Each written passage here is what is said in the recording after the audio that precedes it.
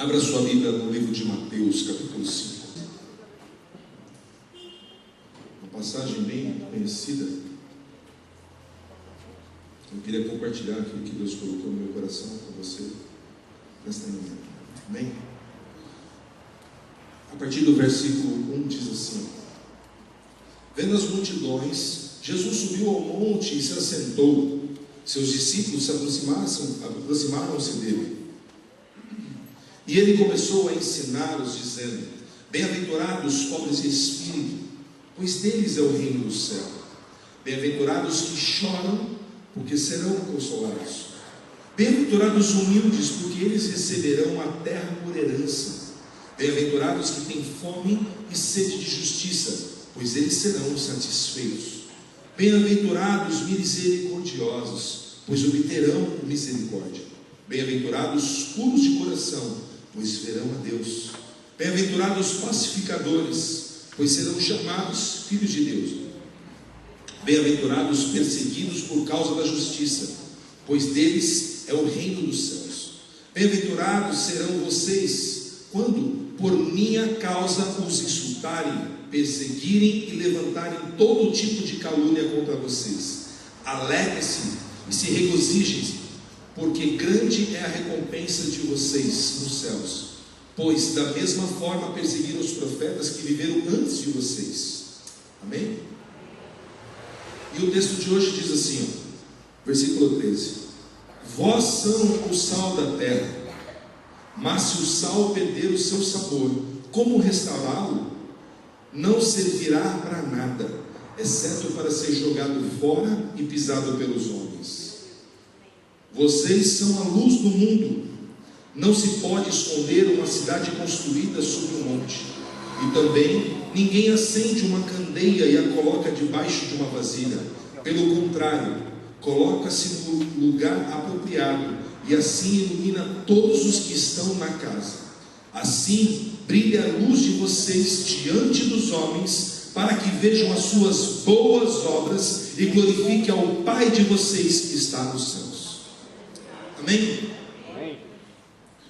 Eu poderia trazer uma mensagem aqui de umas 6 horas.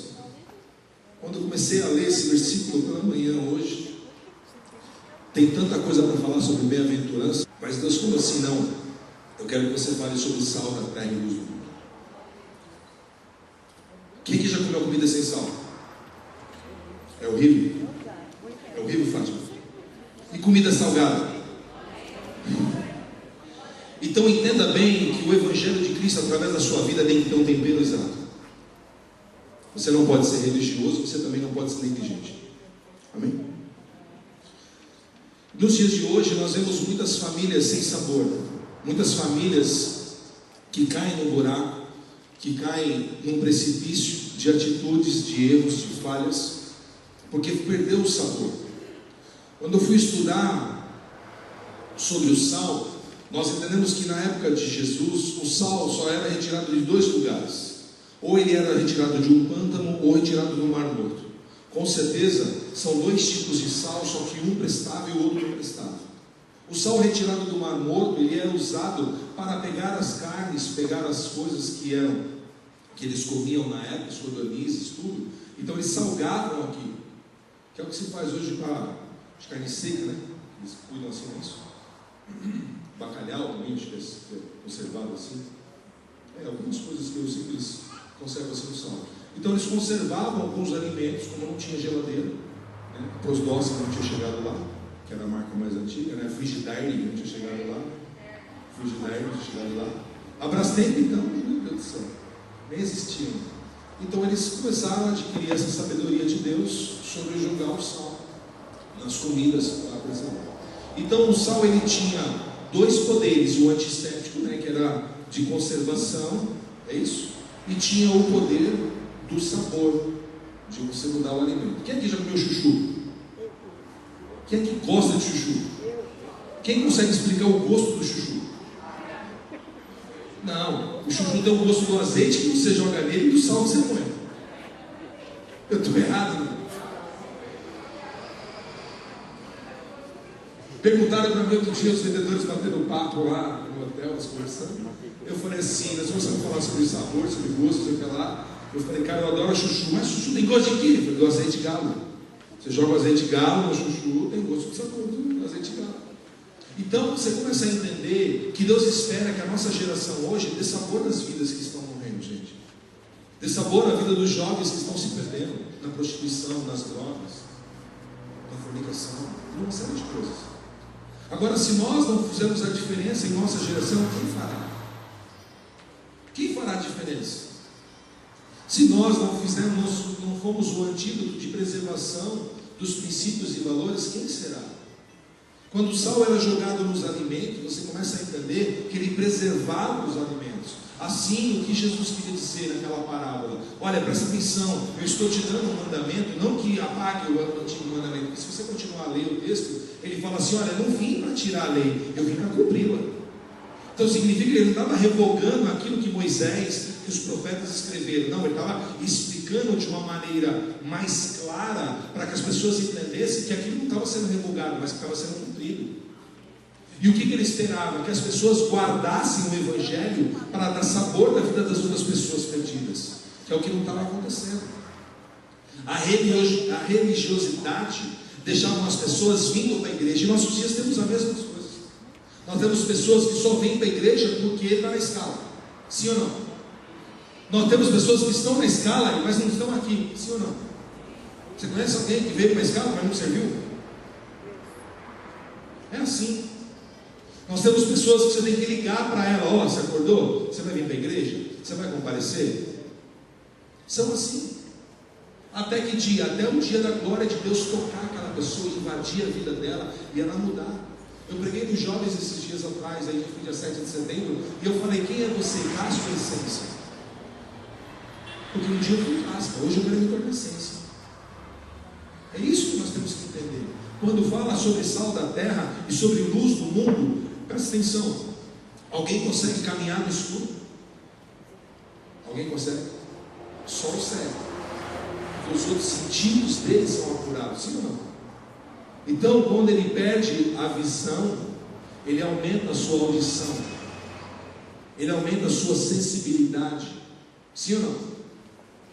Quando você vai ler o texto falando sobre Jacó, sobre a bênção da primogenitude, e fala que Jacó foi abençoar o seu filho, e um dos filhos roubou a bênção do irmão, de Esaú, entrou na frente. Quando ele chegou para roubar a bênção, ele falou, olha, você tem o cheiro do campo, você é cabeludo, mas a sua voz é do seu irmão. Quantas pessoas em nosso meio têm roupa de crente, têm cheiro de crente, mas a voz não é de cristão? As palavras que saem da boca não temperam outras vidas. O que tem saído dos nossos lábios? As pessoas têm buscado você como um conselheiro. O que tem saído da sua boca? Tem edificado outras vidas. O seu vizinho, que está parede a parede, ele pode falar, ali mora um cristão. Você consegue entender o que eu estou querendo dizer? Amém? Você ficou quietinho? Você consegue entender? A pessoa que está morando do seu lado da sua casa, Silvio, o que ela ouve de dentro da sua casa? Ela ouve palavras que glorificam a Deus ou que entristecem o coração de Deus? Você é sal da terra, não é na igreja, não. Você é sal da terra quando você sai da igreja.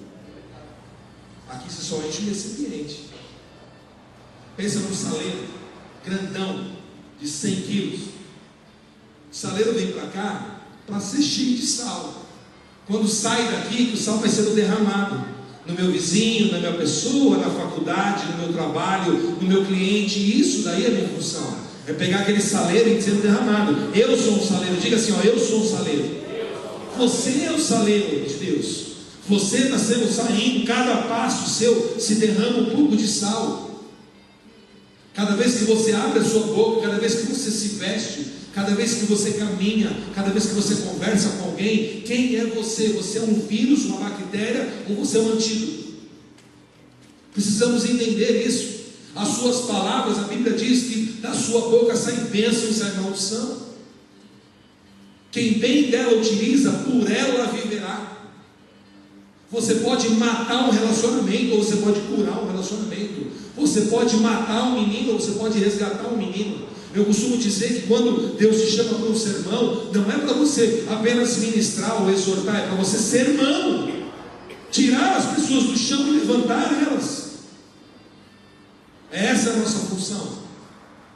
Vamos levantar em amor, vamos levantar em amor. Vamos corrigir, temos que corrigir, temos que amar. A Bíblia diz lá em Hebreus que o pai que ama o seu filho o corrige, e que no momento da disciplina não parece ser de duas, assim, de tristeza, mas depois produz frutos de paz. Você consegue entender isso? O que mais me dói é ter que corrigir alguém. O que mais me dói é falar: estou fazendo isso porque você fez isso de errado. Estou falando em valores financeiros, estou falando em casa, estou falando em serviço, estou falando em faculdade, o que quiser. Você pode abrir esse leque para onde você quiser. Quando você tem que corrigir alguém, dói mais em quem está corrigindo que está sendo corrigido. Agora, se nós não corrigimos, se nós não amamos, você deixa de ser o sal e você não tem a temperança ideal que Deus quer. Então eu tenho que corrigir sim, mas eu tenho que amar. As minhas palavras têm que ser temperadas com amor. Por isso que ele fala: bem-aventurados os humildes, bem-aventurados misericordiosos, bem-aventurados aqueles que choram, bem-aventurados que têm sede de justiça, bem-aventurados que são puros de coração. Por isso que antes ele fala de sal, ele fala: quem é esse sal? O sal é quem é puro de coração, o sal é o bem-aventurado, o sal é o misericordioso, o sal é o pobre de espírito. Esse é o sal. Se tivermos se tivermos uma essência para definir esse sal, seria esse sal que Deus espera que esteja em nós, na formação desse sal. Conseguiu compreender? Então, quando nós falamos sobre luz do mundo, já dizia Einstein que o escuro não existe. Você sabia? O escuro é a ausência da luz. Acho que foi Einstein que diz isso. Foi? E o que é interessante, ele reconhece que a luz existe, mas o escuro não. Por isso que Deus fala assim: brilhe em vós a vossa luz. Então a luz já existe em você. Deus não falou brilhará em vós. Foi assim que estava conjugado o texto? Não? Ele fala o quê? Brilhe presente. Ele não fala brilhou. Ele não fala brilhará. A luz de Cristo já está em sua vida. Fala para o seu irmão assim: ó, liga o interruptor. Você conseguiu entender? A luz já está. A luz já está em você. Agora, muitos o interruptor está longe, muitos o interruptor está em curto, outros nem tem mais interruptor. Então a luz não acende. Você consegue entender, André? O interruptor não acende, a luz não acende. Aonde tem que acender essa luz? Na igreja? Na igreja é só bateria de lítio que você carrega e depois você vai usar. Sabe o celular? Quantos aqui tem um celular que dura mais de 2 dias de carga? Só do Léo? Desculpa aí, Léo. Você está entendendo? Não dura. Agora, quando o celular está acabando a bateria, o que você faz? Por que então você demora tanto para vir para a igreja para carregar sua bateria? Por que você só espera ter oração de domingo para você poder orar? Ou melhor, por que você espera passar por dificuldade para você orar? Ontem eu estava com a pastora Edna conversando ali, eu falei: nossa, pastora, que susto, né? Ela falou: você vê, irmãos, como é que pode? A gente resolve um problema, aparece outro. Eu falei: porque nós estamos orando pouco. Os problemas vêm para aumentar o seu nível de oração. Quando você está tudo naquela marolinha, como dizia o Lula, naquela marolinha, você não ora, meu irmão. Você está sossegado, está com as contas pagas. Não vou nem pedir para levantar a mão quem ora com a conta paga. Agora, quem está com problema começa a orar, levanta a mão. Você está entendendo? É assim. Então o termômetro das nossas vidas são as nossas atitudes, as nossas ações. Deus espera isso. Deus aperta. Eu falei outro dia aqui, estava conversando com o Álvaro outro dia, eu falei assim, olha, eu estava aprendendo acho que naquele dia, que eu falei, o melhor de você só sai quando Deus te espreme. Porque Deus não olha a sua casca, Deus olha a sua essência. E o néctar de uma fruta está dentro de você, não está na sua casca. A laranja, você não olha para ela e fala, nossa, a laranja que está bonita. Quando você espreme a laranja, que sai o caldo. Deus precisa espremer você. Pergunta para a pessoa, está sendo espremido? Fala, Deus quer tirar o melhor de você. O néctar só está quando espreme, né? Não tem jeito. Quem já viu aquelas máquinas de laranja que você enche de laranja assim, e ela sai rodando a laranja assim, deve virar um suco para baixo? Você já viu? Então o que acontece? Aquela laranja, ela às vezes sai com sumo, ok? Mas o caldo sai embaixo. Mas primeiro ela passa por um processo todinho de ser guiado até um funil onde ela vai ser espremida. Por isso que Deus permite que nós passamos por um processo todinho na nossa vida, para que Ele vá espremendo a gente, para que você ore mais, para que você busque mais, para que você jejue mais. Você está entendendo? Eu nunca me ofereceram tanto bolo essa semana do jejum. A gente foi na casa da minha irmãzinha ontem, que eu vou cortar o dedo, mas não vou dizer quem é, que tinha 4 tipos de bolo lá. Eu falei, isso não é de Deus não, isso aqui. Eu não falei quem que era. Eu falei, isso não é de Deus não. Você vai fazer bolo, é aniversário da minha mãe. Eu falei, tá bom, paciência. Pergunto para você, sobrou o bolo? Não, porque nunca sobra. É só para fazer você provar mesmo. O Thiago acho que levou uns escondidos ontem na bolsa para guardar para comer hoje. Aí ficaram assim perguntando para mim, e quando a gente vai poder comer o doce? É de manhã? É depois do almoço? É à noite? É depois da meia-noite? Eu falei assim, vou falar para o pastor que vou entregar meu jejum de manhã, que eu vou pregar mesmo. Mas o dia termina que hora? Que hora? Eu não sei não, vai orando para Deus mudar o coração do seu pastor, mas acho que é só meia-noite mesmo. Ah lá, outra já quer mudar o horário, já quer virar pelo horário judaico, é pôr do sol já. Então, ele diz também no texto que uma cidade no monte não se esconde. E eu comecei a orar com Deus e falar o que era uma cidade no monte. E você começa a entender que uma cidade no monte é uma cidade fortemente edificada. Porque as cidades de antigamente, as mais bem edificadas, elas ficavam no alto, para que você pudesse ter a visão de todos os seus inimigos. Quando a sua vida ministerial, a sua vida profissional, a sua vida pessoal, a sua vida com Deus estiver num alto monte, com certeza você vai estar vendo de onde está vindo os seus inimigos. Mas para isso o seu altar tem que ser levantado. E às vezes as pessoas esperam que o outro altar se levante. As pessoas esperam que a pessoa do seu lado ore. Eu vejo muitas pessoas casadas, meu marido não ora, a minha mulher não ora, meu marido não jejua. Então por que você não jejua? Se alguém tem que levantar o altar, sou eu. Se alguém tem que orar mais, sou eu. Se existe um problema, é meu, não é do outro. Ah, eu estou numa igreja, o problema está ali. Não, o problema está em mim. Eu estou orando por outro. Temos que ser honestos o suficiente, transparentes o suficiente com Deus para admitir, se as coisas ainda não estão acontecendo, o problema está em mim. Mas nós temos a tendência natural de empurrar o B.O. para o outro. É muito mais fácil, não é? De eu botar a culpa do meu irmão do que falar que eu sou o culpado? Sim ou não? Você vai aconselhar um casal, a primeira coisa que ele faz, eu fiz isso por causa daquilo, eu fiz aquilo outro por causa daquilo outro. Ninguém assume sua parte de erro. É incrível.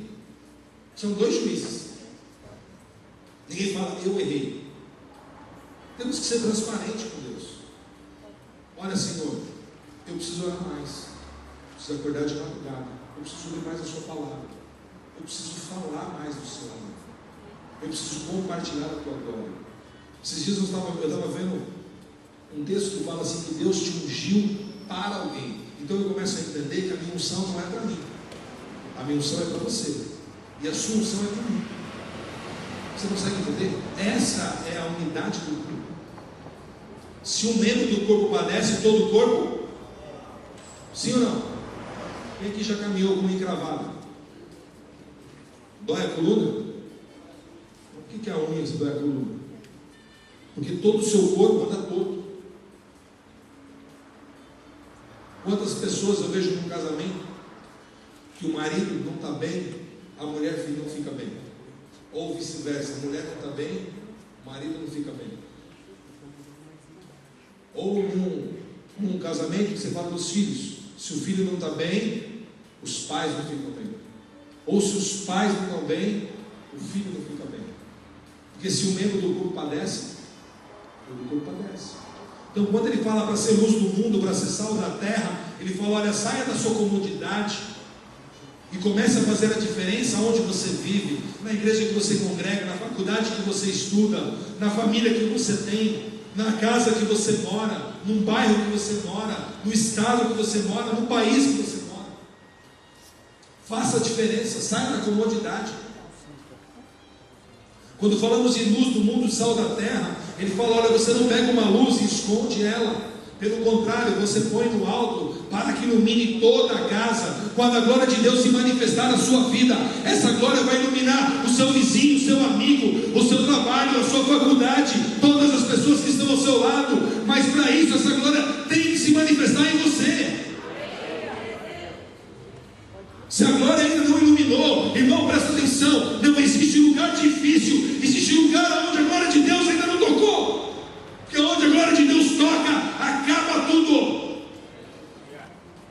Quando a glória de Deus toca no lugar, não tem momento difícil, não tem advogado, não tem causa na justiça, não tem nada. Existem lugares onde a glória de Deus ainda não habitou, e não habitou por minha culpa, por nossa culpa, porque clamamos pouco. Vamos para a igreja para fazer uma negociação, para falar: Senhor, eu trouxe minha carteira profissional, eu preciso de um emprego novo, ganhar um pouco mais. Olha, Senhor, eu preciso ser abençoado. Meu irmão, você não precisa ser abençoado, você já foi abençoado. Senão a Bíblia não chamaria Novo Testamento e Velho Testamento. Testamento só se deixa para quem tem herança. Não se deixa testamento para quem não tem herança. Então você já é herdeiro. O problema é que nós não lemos as nossas cláusulas do testamento. Passamos 3 horas no WhatsApp, 40 minutos no joguinho do Facebook, lá, sei lá que raio que é aquele negócio lá. Compra fazenda, vende fazenda, compra porquinho, carrega porquinho, põe comida para não sei quem, no vigia virtual. Mas pergunto para você: e a sua alma está raquítica? Compra o PlayStation 10, está jogando o raio do PlayStation 10 lá, que nem sei mais onde parou esse PlayStation, toda hora está subindo um. Está jogando, aí você pergunta para a pessoa: está lendo o livro de Romanos? Olha, ainda não consegui, não tive tempo, mas está na fase 8 já do videogame, já está no campeonato FIFA top. Então vamos ser transparentes, conosco mesmo. Quando eu fui com a Roberta, o primeiro dia que eu viajei de avião na vida, nós fomos para um congresso de casais lá na Bahia. A Roberta botava a mão na minha mão assim, minha mão gelada, suava, feito um cão. Eu olhava assim, ela falou: está tudo bem, Marcos? Eu falei: não, não está nada bem. Está nada bem, esse avião vai levantar e minha filha está lá em casa. Se esse avião cair, eu não volto mais a ver minha filha.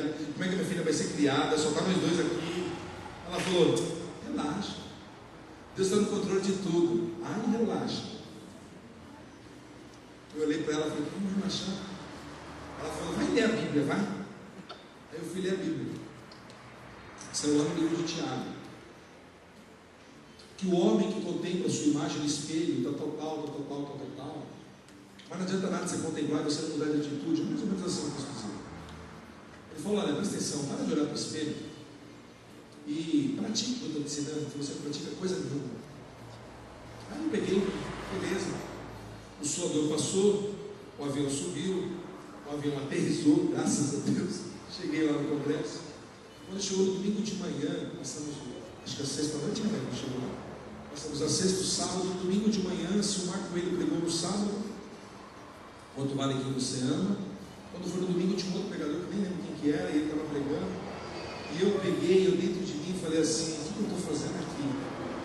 Porque isso daí eu já ouvi. Você já fez isso, irmão? Você já fez isso? De falar essa palavra eu já ouvi. Aí o pregador falou assim: você que veio para cá e está se perguntando se isso daqui você já ouviu, realmente você já ouviu, só tem um problema, você nunca praticou. Então para de ouvir, que você ouve muito e pratica pouco. Era o mesmo versículo que eu li no avião. Ele leu o mesmo diálogo. Eu quase não choro, né? Voltei de lá arrebentado. Então você começa a entender que a palavra não muda, irmão. A palavra sempre vai ser a mesma. O que precisa mudar é a gente mesmo. Essa luz tem que se colocar no alto. A luz que Cristo colocou em meu coração, nos nossos corações, tem que subir, tem que ser levantado. É o seu altar que nos espera que levante, não é esse altar. O Marcos não é um grande pregador aqui em cima. O Marcos é um grande pregador no banheiro, quando eu estou chorando, é só eu e Deus. Você quer saber da minha intimidade com Deus? Não é no altar. No altar, a unção de Deus vem e vai ser derramada por causa da sua vida. Não é nem por causa de mim, eu sou apenas um vaso. A minha vida é transformada quando eu pego um carro de uma cidade para outra. O Espírito Santo me visita dentro do carro e senta do lado e fala: filho, está errado. Você está falando assim com as pessoas, não é assim para si. Filho, você tem que amar mais. Filho, amanhã sua esposa pode não estar viva do seu lado. Dobra a sua vida. Filho, não é assim. Você não pode ser duro porque eu fui duro com você. Filho, você tem que exercer mais misericórdia porque eu exerci misericórdia com você. Filho, você precisa acreditar mais nas pessoas porque eu acreditei em você. Filho, está errado. Filho, sua mãe pode não estar viva amanhã. Filho, seu pai pode não estar vivo amanhã. Eu acordei de manhã cedo com uma saudade do meu pai. Uma saudade que não é nada que preenche esse vazio. E eu falei esses dias com o jovem assim, ó. Eu tinha saudade mesmo de ver meu pai bêbado jogado no chão da sala, mas eles estão ali. Do que não ver mais. Por que nós esperamos perder algumas coisas para mudar as nossas atitudes? Por que esperamos ter um filho no hospital para orar um pouquinho mais? Por que esperamos perder um emprego para buscar um pouco mais a graça de Deus? Por que negociamos com Deus? Ai, Senhor, me dá uma cama porque esse colchão não aguento mais. Deus te dá um colchão, você não acorda para vir para a igreja. Você consegue entender?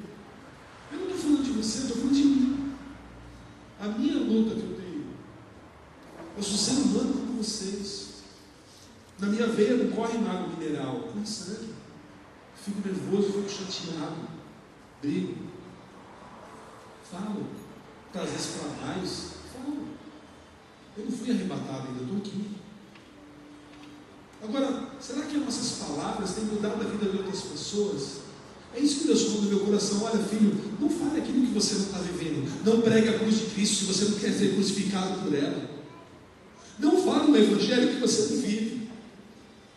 Não fale de um amor que você não tem. Não fale de uma graça que não está dentro de você. Então precisamos ser essas pessoas.